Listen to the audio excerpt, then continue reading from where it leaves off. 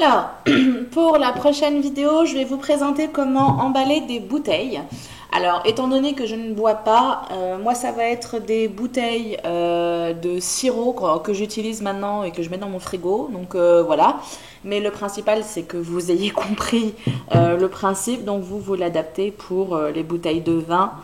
Ça peut être quelque chose de sympa. Donc vous repositionnez votre furoshiki dans la forme habituelle.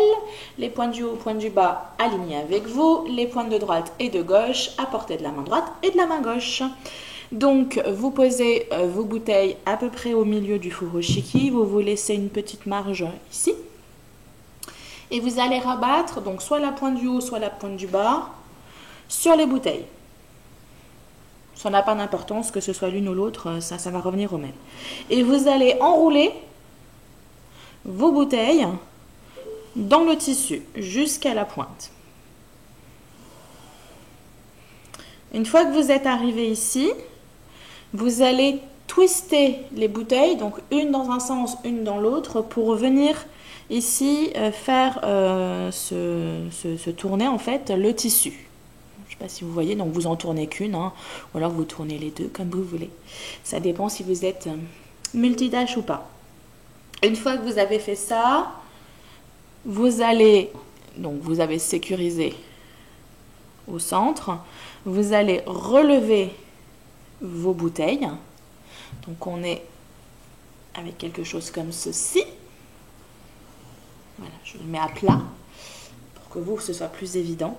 Et vous allez nouer le haut de votre emballage. Donc là, on a plusieurs possibilités. Soit on fait un nœud simple comme ceci et on fait un emballage cadeau classique. Donc soit l'emballage comme ça, sinon vous faites un petit système pour porter la bouteille. Donc vous faites un premier nœud pour sécuriser le tout, pour éviter que le truc se rouvre.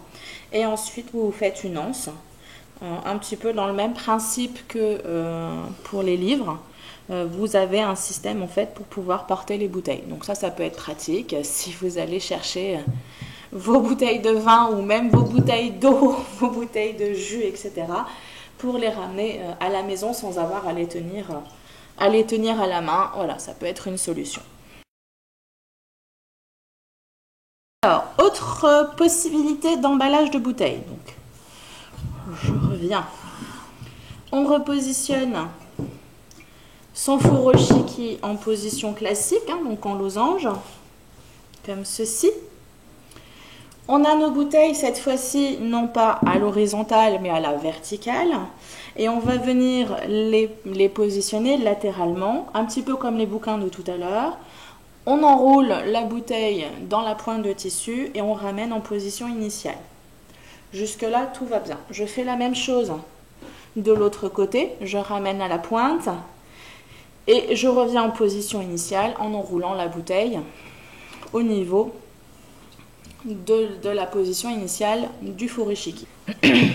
Alors, je me suis mis dans une position horizontale parce que c'est plus pratique pour moi pour vous montrer, mais c'est exactement la même chose que tout à l'heure, hein, sauf que c'était tourné dans l'autre sens.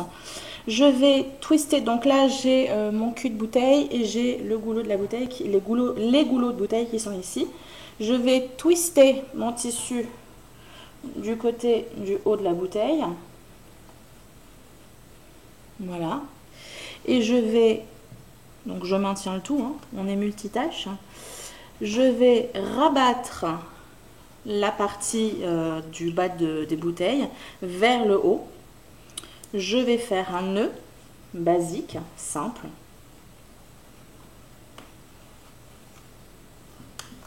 Donc jusque là, tout va bien. J'ai juste rabattu et j'ai fait un nœud. Maintenant, comme on veut que ça soit joli, on va aller ramener nos bouts de foulard, de furoshiki, vers le devant. Et on va faire un joli nœud à l'avant pour faire quelque chose, une décoration.